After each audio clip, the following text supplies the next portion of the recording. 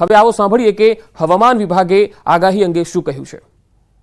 Day 2 की बात करेंगे जहां पे आइसोलेटेड प्लेसेस पे लाइट रेन और साथ में थंडरस्टॉर्म होंगे। गुजरात रीजन के वो डिस्ट्रिक्ट है दाहोद, महिसागर, छोटा उदयपुर, सूरत, डांग, नवसारी, वलसाड़, तापी, दमन और दादरा नगर हवेली। और डे 3 की बात करेंगे जहां पे आइसोलेटेड प्लेसेस पे लाइट रेन का पूर्वानुमान दिया गया है। वो डिस्ट्रिक्ट है छोटा उदयपुर, डांग, नवसारी, वलसाड़, तापी, दमन और दादरा नगर हवेली।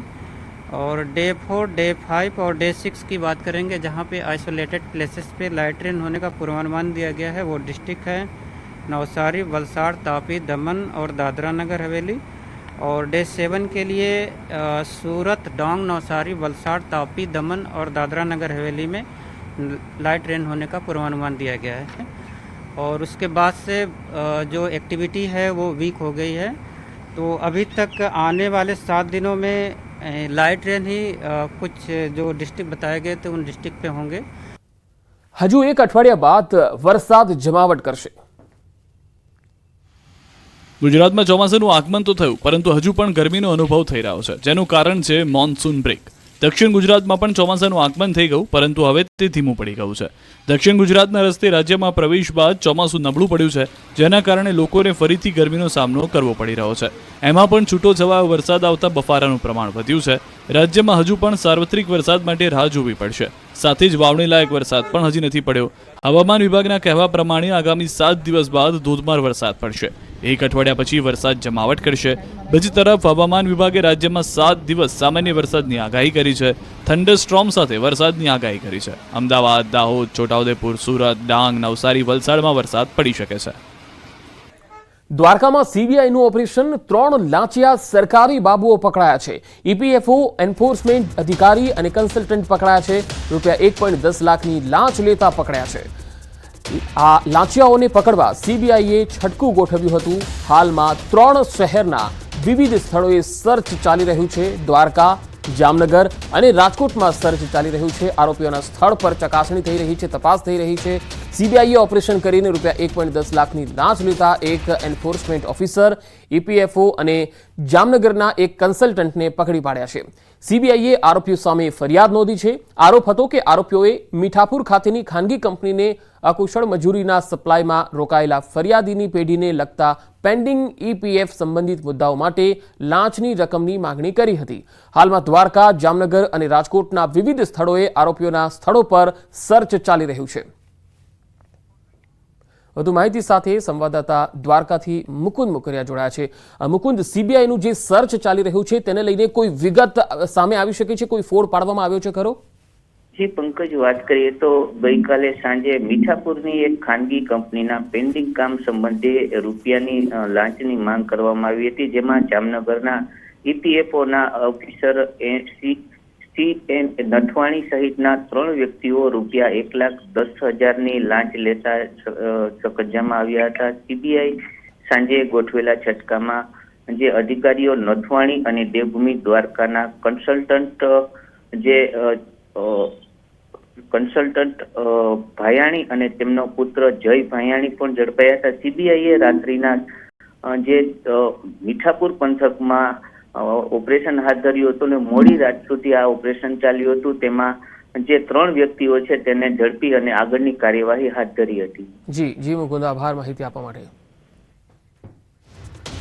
નીટ યુજી પરીક્ષા વિવાદમાં સુપ્રીમ કોર્ટમાં આજે સુનાવણી છે। ઉમેદવારોની એક અરજીમાં પેપર લીક અને ગેરરીતિ મામલે સીબીઆઈની માંગણી કરાઈ છે। સીબીઆઈ તપાસની માંગણી કરાઈ છે અને સાથે જ નીટ યુજી પરીક્ષામાં પરીક્ષા કેન્દ્રોમાં હેરફેરની પણ રજૂઆત કરાઈ છે। ખાસ કરીને અન્ય રાજ્યોમાં જેમાં ઓડિશા, કર્ણાટક, ઝારખંડના ઉમેદવારોએ ગુજરાતના પંચમહાલના ગોધરા કેન્દ્રને પસંદ કરવા પર શંકા વ્યક્ત કરી છે। તો નીટ પરીક્ષાને રદ કરવા અને પેપર લીક મામલે સીબીઆઈની તપાસની માંગ કરતી અરજી પર આજે સુપ્રીમ કોર્ટમાં સુનાવણી થશે। આ અરજી સાથે સુપ્રીમ કોર્ટમાં બીજી અરજીઓ પર પણ સુનાવણી થવાની છે, જેમાં નીટની પરીક્ષા રદ કરવા અને કાઉન્સેલિંગ પર રોકની માંગ કરાઈ છે। સાથે નેશનલ ટેસ્ટિંગ એજન્સી તરફથી દાખલ ટ્રાન્સફર પિટિશન પર પણ સુપ્રીમ કોર્ટમાં સુનાવણી થશે। એનટીએ સુપ્રીમમાં માંગણી કરી છે કે દેશભરની હાઈકોર્ટમાં 2024ની પરીક્ષા વિરુદ્ધ થયેલી અરજીઓ ટ્રાન્સફર કરીને સુપ્રીમ કોર્ટમાં સુનાવણી કરવામાં આવે। 5મી મેના રોજ આ પરીક્ષા યોજાઈ હતી।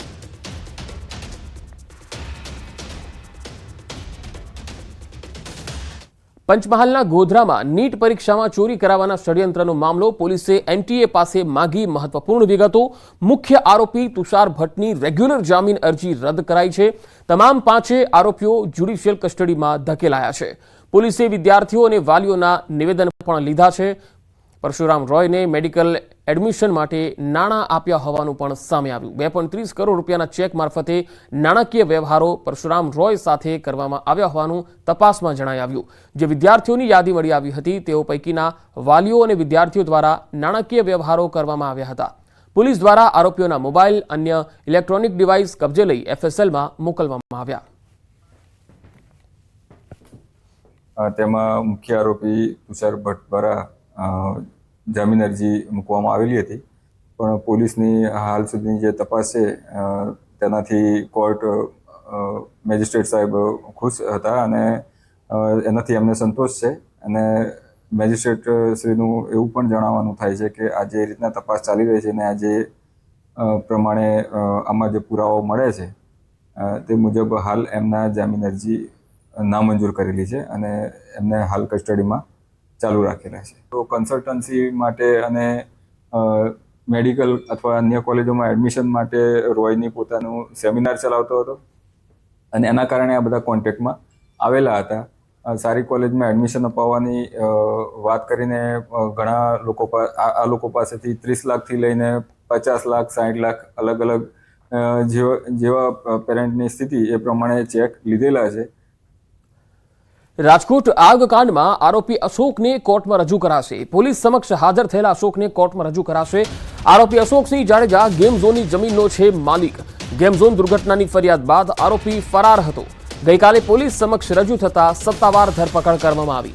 આરોપી અશોકસિંહ જાડેજા અંધ છે. પોલીસે આરોપીનું મેડિકલ ચેકઅપ પણ કર્યું હતું. ટીઆરપી ગેમ ઝોન આગકાંડમાં પોલીસે 6ના નામજોગ ફરિયાદ કરી હતી, જેમાં 5 આરોપીઓ પકડાયા હતા, જ્યારે એક અશોકસિંહ જાડેજા ફરાર હતો. આમ પોલીસને નોંધાયેલ 6 નામજોગ આરોપીઓ પકડાઈ ગયા છે. અત્યાર સુધીમાં આ કેસમાં પોલીસે 10 આરોપીઓને પકડ્યા છે.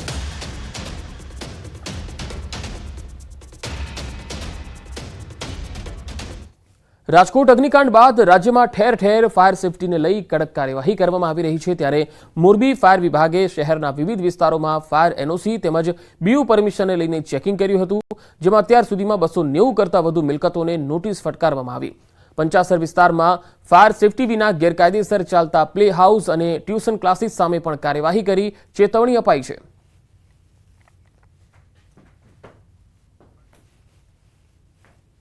પંચાસર રોડ ઉપર આવેલી જગ્યા ઉપર ઘણા બધા કોમ્પ્લેક્સ અમને એવા જોવા મળ્યા કે જેના બીજા અને ત્રીજા માળે play house, nursery, tuition classes આ બધા ચાલતા હતા. જે આપણે બધા ટ્યુશન ક્લાસીસને અને કોમ્પ્લેક્સ આખાને નોટિસ આપેલી છે. જામનગરમાં સ્કૂલ વાન ચાલકો નિયમોને ઘોડીને પી ગયા. સ્કૂલ વાનમાં ફાયર સેફટી ન હોવાનું સામે આવ્યું. સ્કૂલ વાનની પરમિશન પણ ન હોવાનું સ્વીકાર્યું. કોઈ દુર્ઘટના સર્જાય તો જવાબદાર કોણ?